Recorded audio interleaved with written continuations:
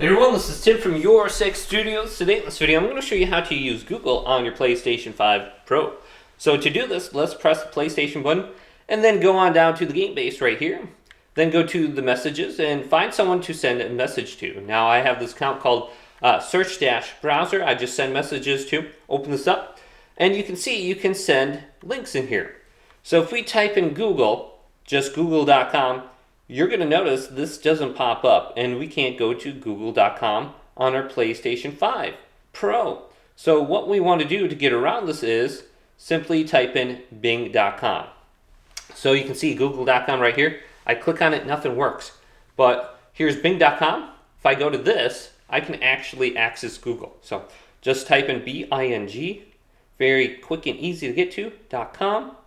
And then we can actually click on this and open up a link.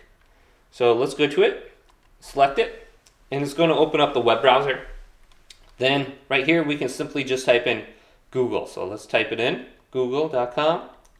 And this doesn't work nearly as well as Bing on your PlayStation 5 Pro. So you can look at the web browser right now, how it looks. Then when we go to Google, it's like the Google from like 2002 or something like that.